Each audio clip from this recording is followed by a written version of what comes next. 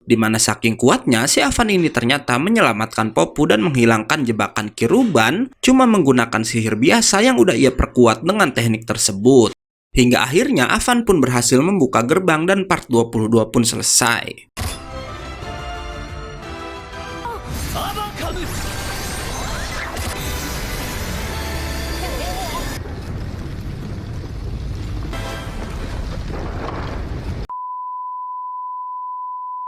Hola amigos parantosku, Mahadamangos, balik lagi di Gaiken Movie. Yang di video kali ini, sebelum kita masuk ke alur Senseiya yang lain, Mimin akan melanjutkan serial Dragon Quest terlebih dulu yang udah agak lama nggak Mimin update. Sebelum mulai, seperti biasa kita sapa-sapa dulu yang kali ini ada Solehudin Liwa, Aldi Al, Black Hand, Praja Nabil, Iki Sen, dan Fatan Rizkullah. Mudah-mudahan pada sehat ya. Oke, back to the topic, di mana Dragon Quest Part 23 ini masih melanjutkan pertempuran di Istana Ban. Kayak apa keseruan pertarungan kali ini? Daripada penasaran, mending langsung simak aja videonya. Tapi sebelum mulai, harap cek dulu kuota kalian. Kalau sekarat bisa numpang wifi tetangga. Bruh.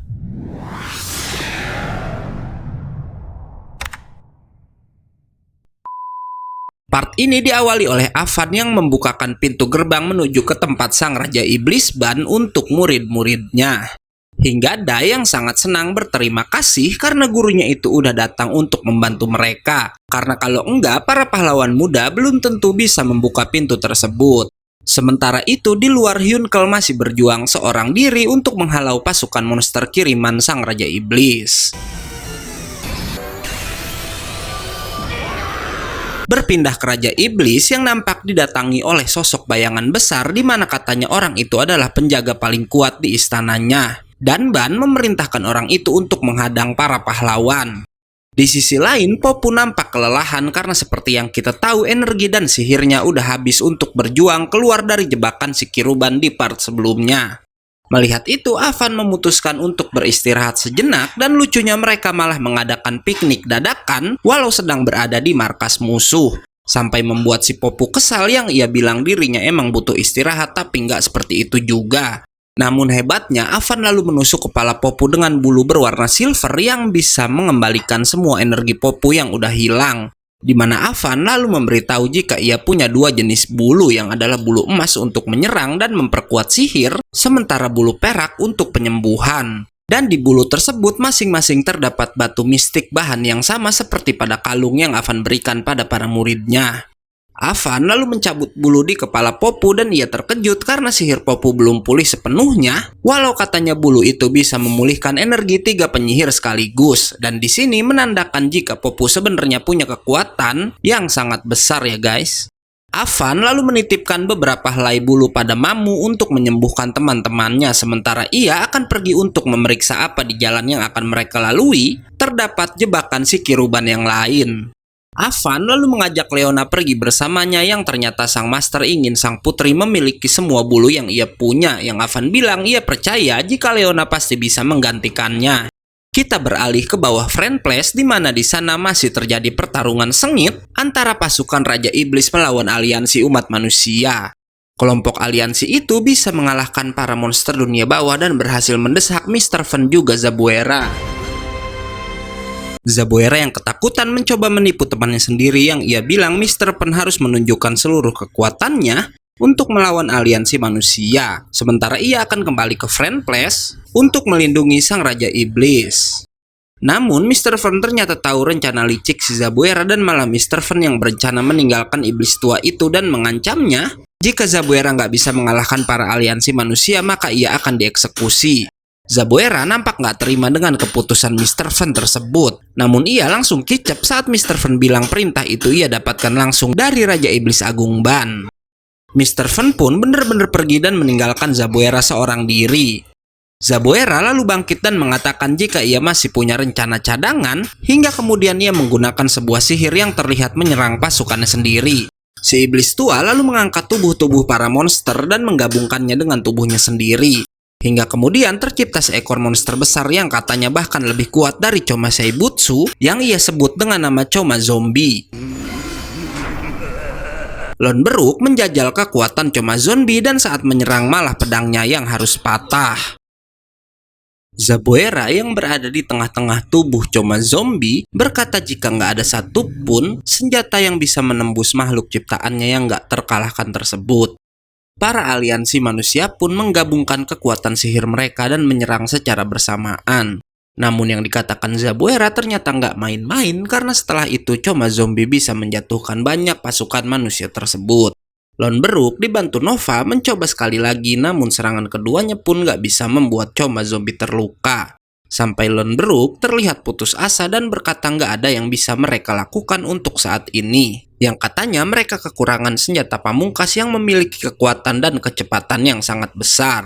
Choma Zombie lalu mengincar lingkaran sihir Minakatoru yang dibuat oleh Leona dan melihat itu Kurokodain memegangi kaki si monster walau kemudian malah ia yang hampir mati oleh si Choma Zombie. Sementara itu Nova berkata pada Lone Beruk jika mereka masih punya senjata ampuh yang gak lain adalah nyawanya sendiri.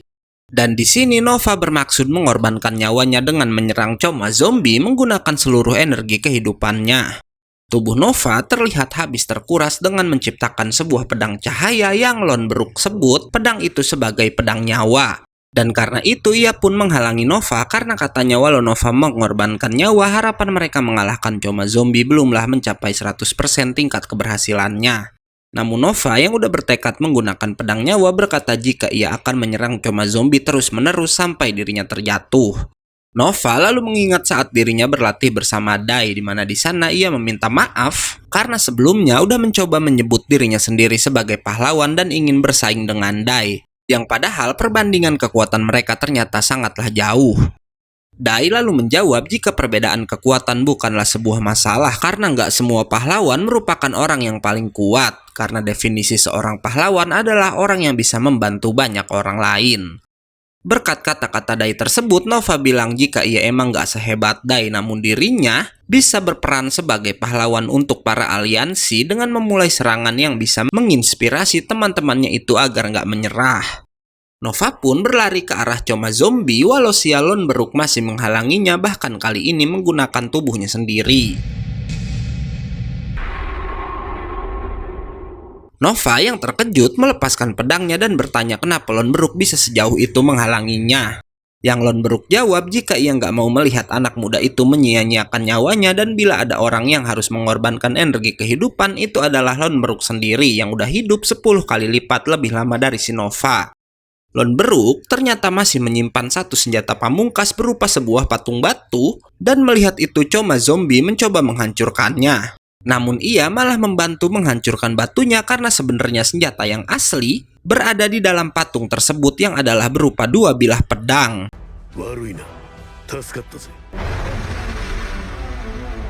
Lone Beruk langsung mengambil dua pedang yang ia beri nama Seoken itu dan langsung bertarung dengan Choma Zombie.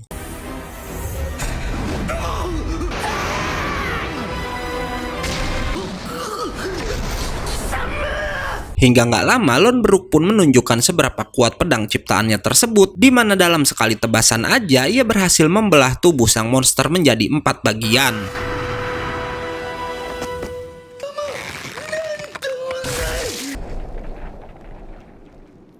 Walau yang nggak diduga, setelah menggunakan jurus tersebut, pedang Seoken pun hancur bersama kedua lengan Lone Beruk sendiri.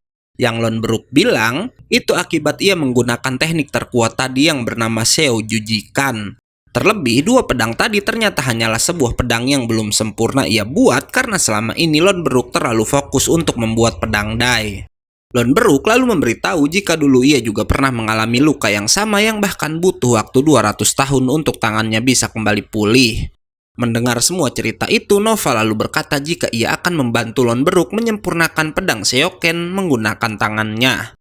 Tanpa para manusia sadari, si Zabuera licik ternyata masih aja bisa bertahan hidup. Beruntung Kurokodain jadi satu-satunya orang yang menyadari hal itu dan mencegatnya. Kurokodain pun mencoba menghabisi si iblis tua namun Zabuera lagi-lagi mengeluarkan akal bulusnya untuk membodohi Kurokodain dan membuat si buaya iba terhadapnya. Kurokodain pun menurunkan senjatanya sementara si Zabuera yang udah kehabisan energi sihir berniat menyerang diam-diam menggunakan racun yang mengalir di dalam darahnya. Namun ternyata Kurokodain gak sebodoh itu dan malah kemudian ia menimpa lengan Zabuera yang coba menyerang menggunakan kampaknya hingga setelah itu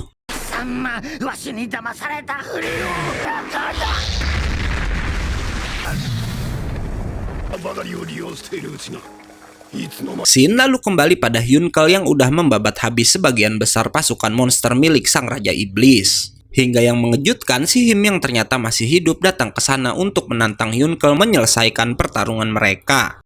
Him gak ikut mati bersama Hadlar seperti teman-temannya karena harusnya para bidak akan mati setelah tuannya juga mati. Dan itu karena si Him ini punya emosi sendiri, bahkan ia satu-satunya bidak yang bisa meneteskan air mata.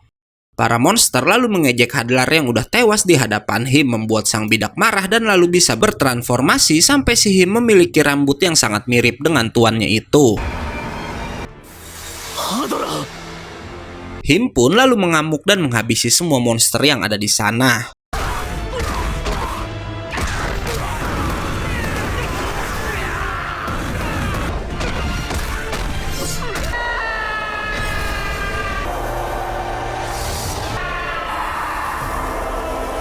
Melihat serangan Him barusan, Hyunkal berkata dalam hatinya jika sang bidak saat ini bisa menggunakan energi kehidupan yang harusnya nggak bisa dipakai oleh boneka seperti Him. Dan karena itu Hyunkal pun berkata jika Him akan menjadi musuh baru yang sulit dikalahkan, yang bahkan kekuatannya tadi setara dengan pedang milik Dai, dan part 23 pun selesai.